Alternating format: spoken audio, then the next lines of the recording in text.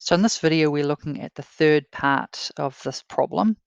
And so this one here, we've got some more information that the number of flies in a warehouse can also be modeled by an exponential function. We've got an initial number of flies at 150, and we've got them dropping at a rate of 7% a week. So if we put in this kind of exponential form here, where y is the kind of the amount at any point in time. So if I use f for the number of flies, and a is the starting amount, so it was 60 for the spiders. This time we're starting with 150 flies, and times the rate to the power of t. Now the rate this time, if we think about it, we're dropping by 7%.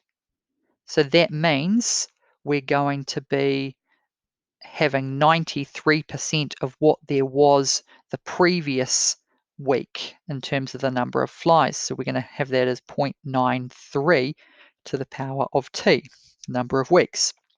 And we could have thought about this in terms of the 1.13.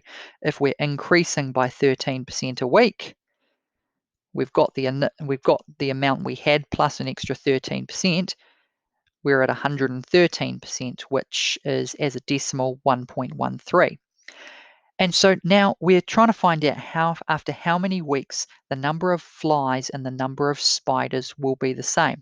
Now we have a formula for the number of flies and a formula for the number of spiders. And so they are the same when these two formulas are equal. So the spiders one, the number of spiders is 60 times 1.13 to the power of t, when that is equal to the number of flies, which is this here.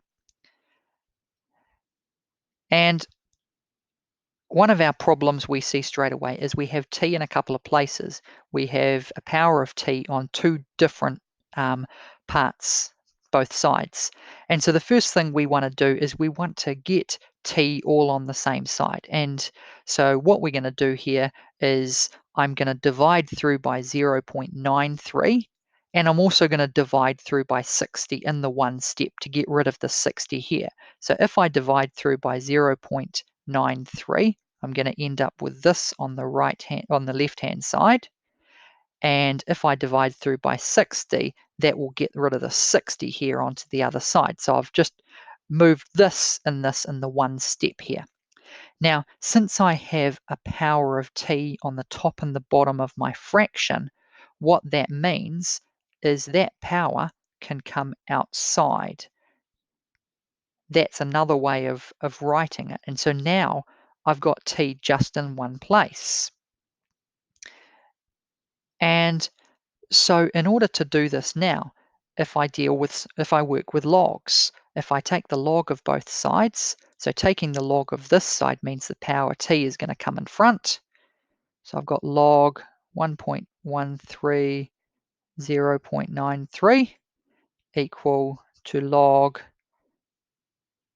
150 over 60. And now in order to find out what t is, I need to divide through by log 1.13 over 0.93. So I've got log 150 over 60. And on your calculator, you might have simplified this down a little bit earlier. Essentially, it's log 2.5. But I'm just writing it as the fraction it was originally here.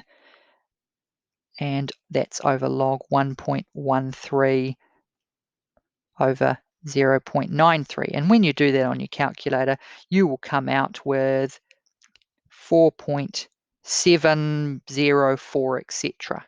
So approximately the number of flies and the number of spiders will be the same at 4.7 weeks. And we could test that if we want.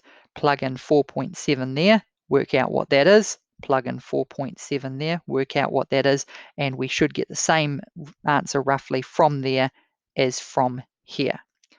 And so this is a harder question, more likely to be an excellence question if it came up. So if you don't get it, that's okay, but that's how it's done.